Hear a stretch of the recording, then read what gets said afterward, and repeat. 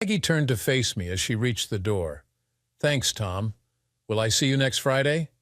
"You bet," I replied. She stood on her toes and kissed me softly on the cheek. Her scent lingered for just a moment as she spun around and made her way into the hallway. I watched her hips sway back and forth as she made her way to the elevator. She was a beautiful woman, no doubt about that. She turned and gave me one little wave before she was gone. As soon as I clicked the door to my apartment shut, I heard a voice behind me. "She's a bit young for you, don't you think?" I paused, staring at the back of the door, wishing for a moment that there was a mirror there so that I could see the look on my own face. I waited, but it didn't come. Maybe it was finally over. Maybe I had finally moved on. I searched for the anger, but it wasn't there. Well, she is young, Katie. I wouldn't know about the rest. I turned and walked past her without bothering to give her a second glance. I walked into my loft and toward the kitchen, suddenly feeling the need for a drink. I opened the fridge to take a quick inventory. There were the fruits and vegetables I liked, the steak thawing for the dinner I was no longer in the mood to make, yogurt, milk, energy drinks, and beer. I grabbed one, just one of the 7 bottles left from the case that I had purchased almost a month earlier. It was a far cry from the pace I had set during the first year after my divorce. I heard her following me, the click of her heels the exact opposite of my bare feet. I opened the bottle and set it on the sparse stainless steel countertop. I opened the cabinet door to place the bottle cap in the trash, exactly where it should go. Everything was in its place, like it always was, orderly, neat, clean. I made my way to the living area, crossing an invisible line delineating the large open spaces: kitchen, dining room, office, bedroom, gym, living room. The furniture was all top off the lean, but could never be confused for a matching set. The living room was no exception. 2 stiff black leather lounge chairs on one side, separated by a metal end table and crystal-based lamp. The chocolate leather oversized love seat was next, fronting a huge 65-inch LCD and a glass-topped wooden coffee table. But the recliner was my favorite, plush tan leather, big enough to hold my 64 frame. It was definitely comfortable enough to sleep in. Nothing matched, but nothing looked out of place. Each piece called to me when I purchased it. Everything had a story, everything was me. So it fit. Everything except her. Not even going to offer me a drink? It was the first time I really stopped to look at her. She had shown up unannounced. It was the first time I had seen her in 10 years. I was honest enough with myself to admit she looked good, beautiful even. But then again, she always had the looks. It was her other qualities that I had trouble with. I wouldn't want you to get the impression that your presence was welcome. You're not my guest. If you want something, you can find it yourself. I watched her spin on her heels and head back to the kitchen. I had missed that butt. It was perfect after all. She knew it too, which is why she most often wore a skirt that said, "Yeah, I know you're looking." I allowed my eyes to wander from her sexy butt to her long, toned legs, to the straps around her ankles, to the 4-inch heels of what had to be her very expensive shoes. I let my primal urges rule the moment as I imagined her bending at the waist, more for my pleasure than to search for whatever she was looking for. I was waiting for the longing to set in, a reminder of the pain and heartache that always came with being forced to look at something that wasn't yours anymore, something that had been taken, stolen, lost. What I felt instead was something altogether different. Pride, maybe. It was definitely more of a, "Yeah, I've screwed" that kind of a moment. She returned, having found her signature wine glass and Chardonnay. Her eyes were calm, coolly hiding her true intentions for the first time that I could remember. That realization didn't frighten me. "You look good, Tom." "I feel good, Katie." The chess match had started, and it felt good to not be on defense right from the outset. "You're not even going to ask me why I'm here? You're not even a little bit curious?" It's not that I'm not curious. A person can never have too much information. Her telltale smirk told me that she thought we were on even ground. It's just that I don't give a damn. Even in the most surprising situation, Katie had an uncanny ability to maintain her poker face. I had first-hand knowledge of that fact, so it felt good to see her slight wince, even if it only lasted a second. She turned to face my wall, an 18-foot length filled with framed pictures of my journey. It was a floor-to-ceiling reminder of how I had gotten here and the lessons that I had learned. Rock bottom. That's the name for it. I had heard it mentioned. I certainly had never felt it. But that is where I started right after Katie divorced me and destroyed my life. I won't lie and say that ours was the perfect marriage. It wasn't. We struggled mightily in the beginning, mostly because we didn't have more than $50 extra between us at any given moment. Still, we were young and hopeful and impulsive and committed. Our marriage didn't fail early on because we didn't believe that was even possible. After all, soulmates never gave up on each other. So memories and moments were created, like searching for loose change in the couch so that we could scrounge up enough to split a fast food meal and have enough left over to share a cupcake on our first anniversary, or the time we made our first Christmas ornaments from paper and crayons and hung them on the fake tree that we found in the trash behind our apartment. When Katie had them laminated before our second Christmas, I loved her even more. Every year we placed them on the tree still. Even when you love someone, they can be annoying. Katie had a habit of reorganizing things. She'd remove and replace all of the utensils in the kitchen, or the spices in the rack, or everything in the hall closet in a pattern that only made sense to her. Just when I had gotten used to the new configuration, she would do it again. It was a small thing, and wouldn't have even been a thing, except that once she was done, she couldn't remember where anything was. "Honey, where are the scissors?" "In the drawer somewhere." "They're not where they were last week. Did you move them?" "Probably." "I can't remember. Just keep looking. They're here somewhere." I would often have to go and buy a replacement of whatever was missing if I needed it with any urgency. Sometimes it would be weeks before things showed back up, and we were broke, so any extra expenditure was a problem. So yeah, it was a little annoying. More often than not, though, I never thought about our lack of funds, probably because of the sex. I only had to see her to get turned on. She was as insatiable as I was. If we had 5 minutes alone anywhere, at any time, we were more often than not in a state of undress. I loved the sound of desperation in her voice when I was holding out on her. Then, after her arching body fell back to the earth, I would stare at her exhausted form and watch her while she recovered. She was perfection, with a slight sheen of sweat on her gloriously tanned skin. Her body was young and soft and voluptuous, an impossible combination, and I loved her looks. The one that announced long before her clothes came off that I was getting laid was my favorite. The sex was amazing, and I never tired of her crystal blue eyes. Memories, those were the important things. After the dust had settled on our divorce and I had placed the cap back on the bottle, I had my first epiphany. Those hard years, when we never knew where the money for next month's rent would come from, showed me that together we could survive even the worst situation. For Katie, they were a nightmare never to be lived again at any cost. I watched her peruse my collection. Her eyes gave her away with double takes at the photographs of places we always said we would visit together, back when our dreams were impossible but shared. She was the epitome of walking sexuality. The glass dangled in her fingers, the wine swirling to match the sway in her hips. When she tipped her head to look up at the pictures on the top row, her shoulder-length blonde hair draped across the shoulders of her silk blouse, opening the view to the gentle sweeping lines of her neck, the very neck I had dreamed of strangling so many times.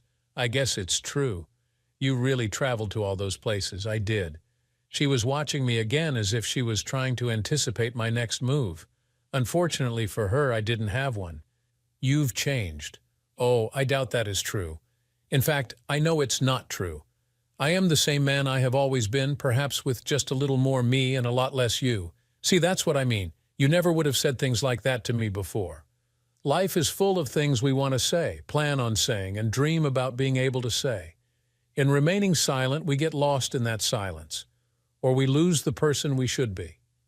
Are we pretending to be someone we are not? I had spent a lot of time looking for that answer. I finally decided we try to be the person we think we are until someone shows us our reflection in the mirror, and we can no longer maintain the lie. Some get over the shocking truth better than others. Maybe that smirk had returned. I knew it. So what's different now? There is nothing more of mine you can take. We are not connected in any way, and that means you can't hurt me anymore. She started to speak, a lump catching in her throat. I wanted to believe that she was moved, but I didn't, not even a little. I want you to make it stop. I didn't start it, but you could end it. I'm not certain that is true, though even if I could, I am not certain I would. You're enjoying this? Not particularly. I have very little interest in a constant reminder that the person I loved most in the world was a lying, cheating witch. I'm not sure why. It's not like I had said anything that she hadn't heard before, but I could tell that this time it had stung, if only just a bit. And besides, I am smarter now. Never interrupt your enemy when he is making a mistake. Sun Tzu, Napoleon. I had been woefully unprepared for the total devastation that had been hurled upon me during our first conflict. I wasn't prepared this time either, but fortunately, I also wasn't alone. The rumors had started months earlier. People were whispering everywhere I went. The economy was tanking a job, any job was worth its weight in gold, and layoffs were on the horizon. Walking the factory floor was bad enough, with eyes following my every move, people stopping me when they thought no one was looking, asking me if I had seen the list, but I was getting it much worse at home. Katie was near panic, asking me every day if I had heard anything. Did I still have a job? Was I sure? What was my plan? What were we going to do? I didn't have a plan. I didn't need one. My boss was a good man, and he had my back. He had looked me in the eye and told me not to worry, so I hadn't. And it would have been fine if he had been the one making the final decisions and other people hadn't intervened. If there were signs, I missed them. There were some possibilities I recognized after it was much too late.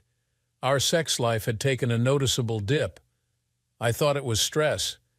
I knew I wasn't in the mood as much as I had been before. I guess I thought it was my fault more than hers. Then there was the fact that Katie knew before I had stepped one foot into the house that I had been laid off. My boss was dumbfounded as he told me that the man with the highest team production and best quality rating was lost from his staff. Katie wasn't even surprised. Unfortunately, it wouldn't be my only long-term commitment that was about to get blown to hell. Katie gave me absolutely no hint that our marriage was in trouble. She went through the motions of a dutiful wife with ease-loving embraces, kisses on the cheek, keeping me well-fed and the house spotless. She was so much more of a Susie homemaker during those last few weeks. She never let me leave the room without telling me she loved me, probably to mask her guilt. I was served while waiting in line for my turn to access the company-sponsored outplacement resources. I came home to find the locks changed, my clothes boxed and in the driveway with another copy of the restraining order placed neatly on top. My severance package should have lasted for months, but I was almost immediately forced to choose should I use my remaining funds to fight the divorce and for custody of my daughter, or to live. I chose to fight, but I was simply outmatched. Lawyers, psychologists, judges all came to the same conclusion. I was a mentally abusive, unfit parent. I was unemployed and without means to care for a child. I was worthless. They said so in writing, all legal-like. The final blow came when I had my last harebrained idea. If I could just speak to Emily face-to-face, she would listen to me. At the time, she was 9, old enough to tell them that she loved her daddy and that she wanted to see me and that we were like peas in a pod. And so I stood in the darkness behind the bushes, hoping to see her, staring at what used to be my house. That was the first time I saw them together, my wife, my daughter, and the company vice president of operations. He was the son of my former company's founder, a womanizer, an a-hole, and perhaps the worst business manager ever to hold an executive position. But his old man was respected, and people were loyal, and the only ruined life was mine. I was a nobody, they had all said so. He was a strange-looking man, 10 years my senior, with an expanding waistline, a large checkbook, and my pre-made family. I would be the first one to admit that my description was biased by my hatred. He wasn't deformed or anything, but all I could see was ugliness. That was the night I took my first drink. Not my first ever, but the first one I took to mask my pain. It was a long drink. It lasted a year. It might have lasted forever, but I saw her one more time. I was wandering the streets, unkempt facial hair, unwashed clothes, and a foul odor that announced my presence long before I arrived. I was a couple of weeks away from being homeless, if you could call my dilapidated studio apartment in the nearly condemned pre-war era building a home. She was coming out of one of the downtown boutiques, bags weighing down her arms, searching her designer purse for the keys to her luxury SUV. I think I frightened her. In fact, I know I did. She was momentarily at a loss for what to do next, shield her possessions or her body. The drunken haze that shielded me from the real world meant she was in no danger from me. It took me far too long to recognize her. That, oh my God, and her hands covering her mouth in shock before she started her car and drove off, finally registered several minutes later. A few minutes after that, I stole the beer bottle from the convenience store. That was why I was searching for the bottle opener. I was too stupid to lift one with a twist-off cap, and Katie had rearranged the kitchen utensils again for no damn good reason. I couldn't find the bottle opener. After the bottle was smashed and the contents of all but one drawer were tossed onto the floor, I found it. There was no Katie. It wasn't our home, and the bottle opener was right where I left it, right where it should have been. Everything had been in its place. I stopped drinking that day and left my hometown the next, with a backpack full of everything I owned and almost 200 to my name. It wasn't hard to stop. I wasn't an alcoholic. I was a broken man trying to hide in a bottle and failing. Is everything an inspirational quote with you now? Not always. Not everything inspires someone. Sometimes things are just a reminder of where we have been. What the hell, Tom? What does that even mean? I have no idea what it means to you, but frankly, I have no interest in explaining what anything means to me, especially to you. I wandered for 18 months that first time, walking, hitchhiking, and taking the occasional bus. I worked odd jobs until I had enough cash to move on. Money was tight, but my eyes were open. I put up camp wherever I found myself. There was always some place to lay my head, grab a shower, snag a meal. I indulged myself with anything that looked interesting from any used bookstore I passed. I could grab a dozen books for the price of one movie, so I read. I wrote down anything that I wanted to remember and anything that I was feeling in an old, worn, spiral-bound notebook. It was a diary of pain and discovery. I kept up on world events with newspapers that others had discarded. They were often out of date, but the news that filled those pages didn't really affect me anyway. And I talked to people, well, listened mostly. People liked to talk, and I was a good listener. I splurged once on a well-used digital camera from a pawn shop. I took pictures so that I could remember the locations I had been, people that I had met, and much later in my journey, things that had inspired me. About once a month, and for around 20, one of the chain drugstores would transfer all my pictures from my memory card to a compact disc. After a year and a half, I settled in a dusty little town in the middle of the country. I worked my first post-divorce full-time job in the warehouse of a fertilizer factory. During the day, I slaved away hauling, and at night, I retired to my rented room above the local garage to read and write. I exchanged my notebook for a used laptop and spent my free days at the local library using their free internet to load my thoughts and pictures to a blog. People followed me, commented anonymously, and though I was writing as a cathartic alternative to therapy, I enjoyed knowing that people were interested in what I had to say. I enjoyed it a lot. Katie paused at the only picture that I had of my former family, a strip of photographs from a booth at an amusement park. Emily was 4 years old at the time, her ponytail wrapped in pink ribbons, and her newly pierced ears shimmered with the fake diamond studs. The overly bright flash couldn't compete with the smiles on the faces of the three subjects. Each captured the moment the first was surprised, the next silly, and then genuine laughter. I could help you get in touch with her, help you reconnect. Oh, so you're close now with all the latest comings and goings of your daughter? I could see her try and search my gaze for information. It must have been hard for her not to have the upper hand, to not be a step ahead, to be wondering what I knew or didn't know. You should be proud. She's turned out to be just like you. I saw the shock in her eyes at that comment. Something else, too. Maybe regret. She stopped to look at that one, too. I think she was surprised that the images didn't match her memories, or maybe what she'd been told. It's hard to say for sure because she didn't comment. I never thought of myself as a writer in my former life. I was a production supervisor for a large manufacturing company because that was my job title after my 4th promotion. I had started at the bottom and worked my way up. I had never been a writer, never dreamed of writing, but that didn't stop an online men's magazine from listing my blog as one of the best of the web, and it didn't stop them from offering me first a monthly, then weekly column. The money wasn't all that great, but doors were opened. 2 years later, the email from the publishing company was a complete surprise. They wanted to see more of my work. They wanted to publish my book, which was non-existent at the time. I sent them an almost incoherent collection of essays. They sent me an editor who asked me to write an opening chapter on how my journey began. So I shared my story for the first time with an editor. Then nothing happened. Not for a few years anyway. I assumed that it wasn't good enough, but I kept writing my blog. My column had an increasing popularity. The money was getting a little better, but I was bored. So I left again, this time heading for Europe. There are no hostels for 35-year-old men, no reduced fare train tickets, but I still crisscrossed the continent as cheaply as I could. I saw the things that I had only seen in textbooks or on television. I visited the places where history and traditions were born, and I didn't stop. From Europe, I made my way to the Middle East, then India. I spent 3 months in Asia. The languages, the culture, the food were all a new experience for me.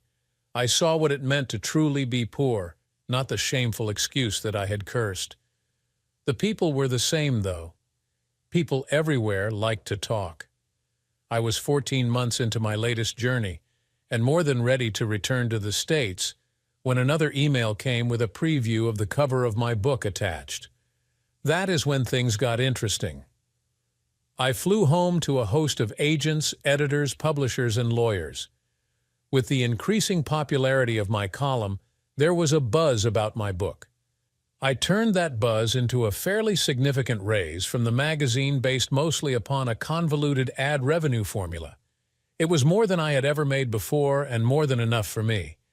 So I returned to my hometown to start a new life in the place I had grown up, grown to love, and missed a great deal. Unfortunately, my book was released to an average response, a far cry from what some had hoped. Honestly, I wasn't really that surprised. My rabid blog and column followers probably accounted for 99% of my sales. Unfortunately, the lackluster sales meant that my career as an author was most likely over before it even began. Then he went on television to call my first chapter a bunch of lies. It was a local reporter from my hometown who asked the questions. Was the story in my book really true? Had he taken my job and stolen my wife and daughter and perpetuated lies about me in court? He could have said nothing. He should have said nothing, but he didn't. In most of the civilized world, the story didn't even cause a ripple. But in my hometown, the son of a wealthy businessman and the ex-wife of an author was a juicy tale. And whether out of embarrassment or arrogance, he overplayed his hand. He sued me for libel and defamation of character. It was all the publishing company needed. They had spent time and money vetting my book, and had spent even more time and money on editing and design and production and distribution. So when they saw the opportunity to recoup some of their money, they pounced. They dropped an army of high-priced attorneys and public relations staff on my former employer. I watched from the sidelines. It wasn't about him and me. It was about the controversy and the free publicity that came with it. His actions caused quite a stir, and my book shot up the bestseller lists. It's odd how life works. Some people just never learn to quit while they're ahead. Did you know the board asked for his resignation? Nope, I hadn't heard. I'm actually stunned he made it this long, though. Productivity dropped 21 after his brilliant cuts that first year and 18 the next. Sales were down, morale was down. Your husband was never any good at running things. It didn't surprise me that she didn't jump to his defense. She never would have taken a bullet for me. Why do I think you already knew? Because you are a cold, calculating, and heartless woman. It's really too bad, though, because from the papers I just signed for Maggie, I think he is going to need that paycheck. That was your lawyer? She's not my anything, and she's not a lawyer. She's a paralegal. She works for the firm that is representing my publisher. I try to tell you it's not about me, although I'm apparently going to benefit a great deal. I guess karma really is a witch. I could see the comeback swirling behind her eyes.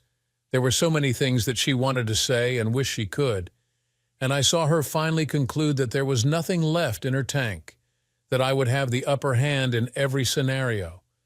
I hoped that she would give me the opportunity to use some of the onliners that I had been dying to use, but at the same time, I wished she would just go away and leave me in peace. So why are you here? That caught her off guard, but she recovered quickly.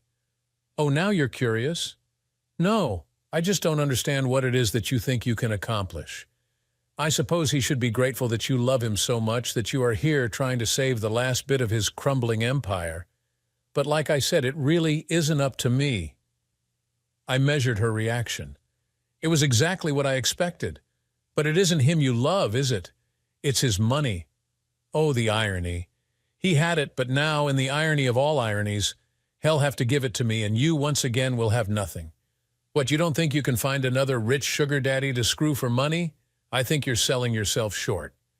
You've still got a hot body. You'll land on your feet, or in your case, probably your back. It wasn't like that. I'm not sure I'd ever laughed so hard in my life. She couldn't possibly think it was different, but her body language was defensive, and her eyes told me she did. I was momentarily taken aback. Could she not know? Was that even possible? Oh my God, you don't know? What the hell is that supposed to mean?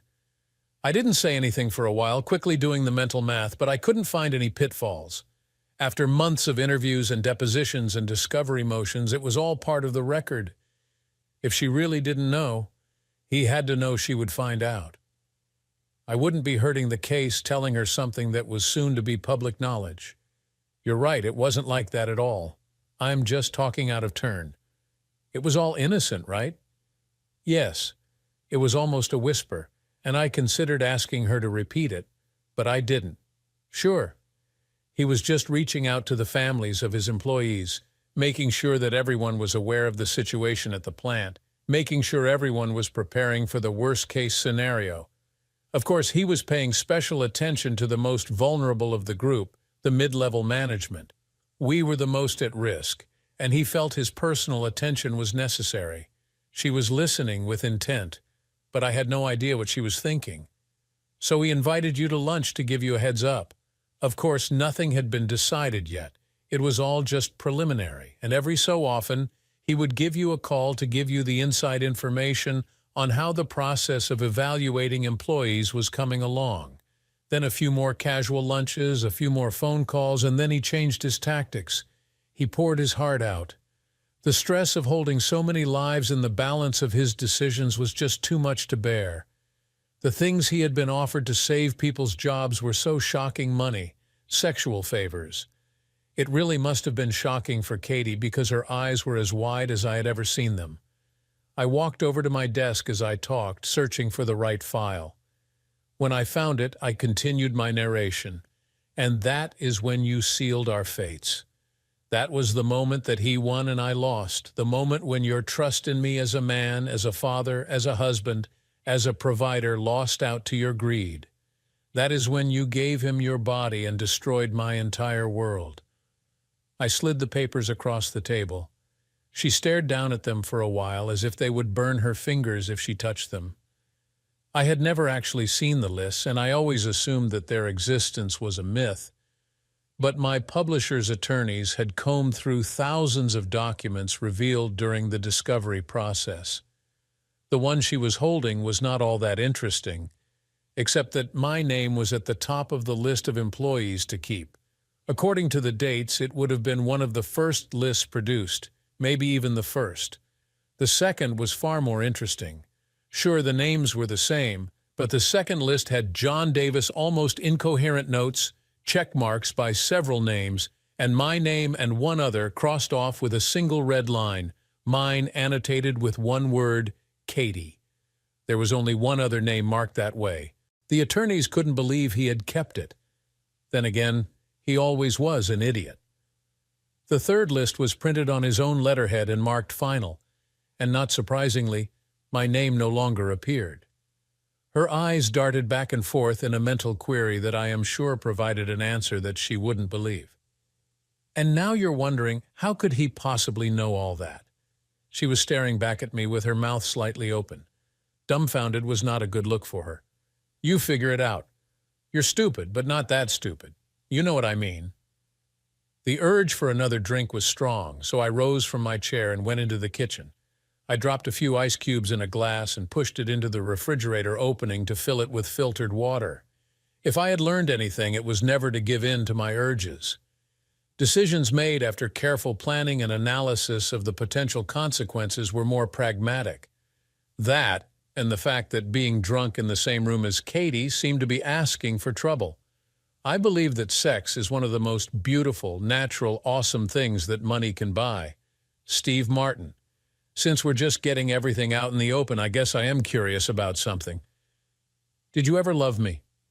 Katie had been staring at the documents for about 20 minutes. After about 5 minutes, I could see that her grip tightened and her hands were shaking. A few minutes later, her completely stoic expression returned. She hadn't said another word the entire time, so I had decided to break the silence. Apparently, she wasn't interested in answering my question because she moved her head just enough to meet my gaze and then quickly looked away. I would have been paying closer attention to Katie, but I just couldn't wrap my brain around why she was sitting in my loft. I definitely had questions, and I wanted answers, but I couldn't even go there because her sudden appearance just didn't make any sense. It hadn't even been 48 hours since Mr. Moneybags' lawyers had requested a settlement conference. My attorney and the attorneys for my publisher had thrown a bit of an impromptu celebration that night, seeing that move as all but admitting defeat. But in a world ruled by sharks, these guys were the killer whales. They didn't shy away from a fight. They wanted one, went looking for one, and did everything in their power to make sure they found one. Victory wasn't enough. They enjoyed humiliating people. I'm certain that none of them had read my book. Everything I wrote spoke against everything they stood for, and yet it was nice to have them around. Having been on the other side of the table with only righteousness on my side and getting my ass crushed had not been a fun experience. So yeah, I could have easily and correctly been labeled a hypocrite, but I hadn't started down this path, so I happily went along for the ride. I was lost in those thoughts when I took another long look at Katie. She was as beautiful a woman as she had ever been. I smiled at the thought that I had been right all along. I had often told her that she would just get hotter with age. I honestly didn't have any idea why she had gotten all dolled up for me. She looked like she was ready for a night on the town, or more accurately, a night on the prowl. And that's when it hit me. Holy shit, he sent you here. I'm not sure I had ever seen Katie so angry. In fact, I'm not certain I had ever seen her angry at all when we had been married. Even during our worst argument, she had never been angry. Disappointed, sure. Annoyed, absolutely. Scared, more than I apparently had known. It was the main reason her cheating had been so devastating. In an ocean of improbable outcomes, with wave after wave crashing to the shore in my mind, Katie abandoning me would have been a continent away. Even now, after years of self-examination and a disciplined and sustained rebuilding of my confidence, I knew I would never be the same.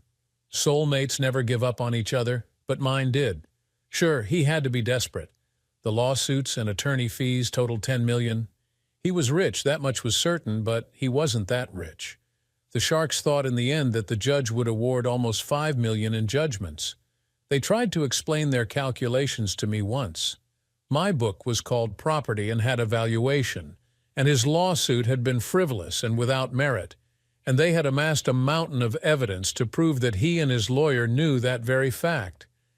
It all sounded like the person spewing the better bullshit was going to win. Still, his mistake wouldn't leave him penniless, but it would be damn close. And without a source of income like the silver platter cushy job he had been handed, that outcome would be devastating. It was the only thing that made sense. He had sent her to stop me in a final attempt to save the only thing that really mattered to him, money. He needed a wife and a family. Katie looked up but still didn't respond. I knew for certain that she had no idea what I was talking about. I had to admire his ability to keep her in the dark. I had never been able to hide even the smallest secret from her, mostly because the guilt would have eaten me alive. I guess a conscience wasn't one of John Davis's concerns. A few members of the board of directors started asking him questions. Why didn't he have a family? When was he going to stop with the long list of women and partying? It wasn't that they gave a shit about him or the women for that matter, but it had the potential to be problematic for the company. You can't have your next CEO caught up in a sex scandal. It's bad for business. He just flat out asked Jennifer Michaels to marry him for the money. Of course, she was banging him for cash, so he probably thought she'd just agree. Jennifer was what most people would call a gold digger, or at least that was the rumor around the plant. And her husband Mike was what I called a pushover. I never had any first-hand knowledge of their exploits, but I had heard the stories. Most of the time, rumors are just that, but in their case, I had always believed they might be true. Jennifer Michaels was always the woman showing a little too much skin, wearing the outfit that was just a little inappropriate, and saying something that could easily have meant something much, much different. Her husband was always the guy talking about what a hot piece of ass his wife was, and trying to get guys to admit they were checking her out. I always thought she was pretty good looking for a former daytime stripper. Of course, the contents of her resume might have been just a rumor, too. Still, what would have been laughable stories about anyone else actually seemed plausible for them. One-night stands, wild house parties, swinging, pictures and videos on the internet. I had no idea if any of those things were true. What I did know for certain was that Mike Michaels was the other name crossed off the infamous list, with Jennifer's name written in right next to it. And Mike had mysteriously disappeared immediately following his termination. Also, though I had always thought she was a very ditzy, bleached blonde, she apparently wasn't as dumb as she often looked. She has the gift tax records to prove it 3 years' worth. He gave her almost $75,000 for the twice-a-week treatment. Jenny, the name she seemed to prefer, had spilled the beans on Davis' little seduction scheme. She also made no bones about screwing him for money. We had an arrangement. He was generous with his gifts, and I showed him my appreciation as best I could every Tuesday and Thursday afternoon at the condo that he leased for me. My husband and I appreciated his gifts, but as soon as my Mike finished nursing school and came home, I dropped that fat prick and his tiny tool. She also had no problem giving a very convincing explanation of why he was still picking up a little on the side for years after he married Katie.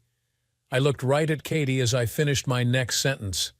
Apparently he was looking for something he couldn't get at home, like brains. I wasn't certain Jenny had been telling the truth until I saw the look in Katie's eyes. Then I knew for certain. Of course, she could be making it up because that certainly doesn't sound like the woman I married. I could tell she was about to lose it. It had been almost an hour since she had even made a sound. I decided it was, if I was ever going to have my pound of flesh, it would have to be soon. So what did he tell you when he sent you here? He told me to get you to stop the lawsuits by any means necessary. Does he pimp you out often, or just when he's about to lose his fortune? He's not my pimp as my husband. Hey, no judgment here. I know firsthand what that tight little body of yours can do to a man. It makes you believe things that in reality just can't possibly be true. So when are we going to get to the by any means necessary part of the show? Because to be honest, the persuasive argument portion has become a little tedious. What's it going to take? She said it with such a lack of conviction. It was the only time that I allowed myself to feel even the tiniest amount of sorrow for her. It was just beyond my understanding. How could someone so beautiful, so full of life, so energetic, have such a lack of self-confidence? How could that person let themselves be used in such a way for money? Honestly, I understood the appeal, at least a little. My favorite chair had cost me well over $5,000. When we furnished our first apartment, I am not sure Katie and I spent that much on everything we owned. So yeah, it was extravagant. It was also comfortable as hell. Still, There was no doubt in my mind that I would trade every one of my extravagances to have just one more day alone with Katie in our dumpy little first apartment, to have things be the way they were. I guess that just made us different people. Like I said before, even if I could stop it, I wouldn't. I think you should go home to your husband and tell him I wasn't even interested in his offer. Take your skanky ass back to him, get together, and talk about how you're going to get through this rough period in your life. I am certain with a love as strong as yours, you'll make it through. I watched her. I watched her perfect lips that I wanted to kiss. I watched her beautiful silk blouse peel away from her stunning neckline ever so slightly, revealing just a trace of her very thin and probably equally expensive underwear. It took all my willpower not to have sex with her. After all, soulmates never give up on each other. I waited for the tears, but they never came. Oh, sure, the water built up in her eyes, and I thought for one moment she might let it spill over, but she didn't. I had to give her credit, at least for that. Get the hell out of my house and don't ever bring your cheating butt back. Sex without love is a meaningless experience, but as far as meaningless experiences go, it's pretty damn good. Woody Allen. Our chat had lasted a couple of hours, but I hadn't planned on screwing her. To be honest, I hadn't given it much thought at all. There were too many other thoughts swirling in my mind. The weeks prior to that night had been full of surprises, but she was beautiful, and I was a man, and she did offer. What does a girl have to do to get a refill around here? I took her glass and walked into the kitchen. I refilled it with her wine of choice and returned with her glass and the bottle. I read your book, twice. I would have responded with a witty comment or a sincere thank you if I hadn't been mesmerized by the sight in front of me. I would have had a better chance at finding my words if I hadn't been wondering what had happened to her blouse, feeling a little bit sorry for myself because I had missed the disappearing act. Fortunately, I was able to watch as she removed her skirt, and I couldn't help but wonder if all those adventures, if all that self-discovery, if all that exploration would make you better at sex. I've been told I'm fairly impressive. Oh, I have no doubt. We made love, and then I collapsed, exhausted onto her. Her gentle fingers tracing my lower spine awakened me from my blissful rest. Jesus Christ, Tom, your ex was an idiot. Oh, Maggie, you say the sweetest things. The best revenge is to live on and prove yourself. Eddie Vedder. Maggie stayed with me every night for the next 4 months while the judgments wound their way through probate court.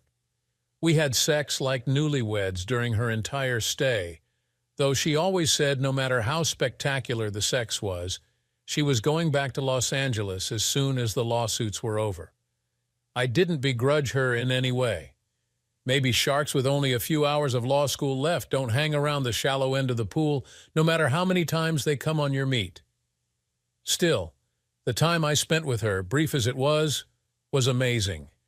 That first night we were together, she had been at my condo explaining the latest lawsuit, that one from my daughter who was suing me to save her inheritance.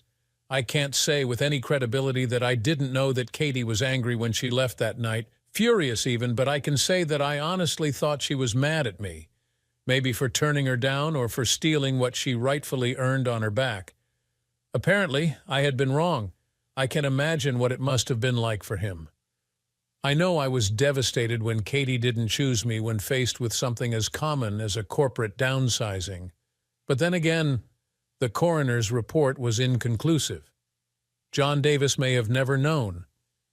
Hours after she left me and drunk enough to barely maintain consciousness, Katie shot him once right in the crotch. Bullet fragments severed his femoral artery. Then she turned the gun on herself. He bled out quickly, they said. She most likely died immediately, but no one could say for sure if he lived long enough to know she would rather kill herself than have sex with him when he was poor. I can't imagine what that must have felt like, but I hope he had at least a moment to really give it some thought. Anyway, I spent days being angry at Katie, not for me, but for her daughter. As messed up as Katie was, her daughter needed her. No, Emily hadn't given me any indication that she and Katie were close. In fact, probably the exact opposite. Still, she was a lost little girl. The one and only time she had come to see me, she didn't remember me, at least the real me at all. That surprised me a great deal. I thought she would have been old enough to remember, But memories can be replaced by lies when you hear them often enough. She clearly didn't believe me when I said that once, long ago, we had been happy together and a family. And now there would be no one left who could confirm it. One picture on a wall of hundreds couldn't and didn't change her mind. She was bitter at Katie's funeral, which I completely understood. Unfortunately, months later, it seemed I was still enemy number one with little hope of changing her opinion. When the ruling finally came down and her inheritance was all but lost, she rushed out of the courtroom, barely escaping a contempt charge for the profanity-laden tirade she left in her wake. That was the last I saw of her, and I don't have much hope that I will ever see her again. The bond one hoped we would always have seemed as fragile as the one that had been between her mother and me. But maybe fathers and daughters are different. Maybe Mr. and Mrs. John Davis didn't permanently poison her against me, and someday she'll know that she can always count on her dad for help. Or maybe she'll find herself out there in the big wide world, or maybe find her soulmate, hopefully one that won't give up on her. Thank you for tuning in to hear Tom's gripping story of betrayal and heartbreak. How would you handle discovering your spouse's infidelity? Let us know in the comments below. Don't forget to like, share, and subscribe for more incredible tales. Until next time, stay strong and stay true.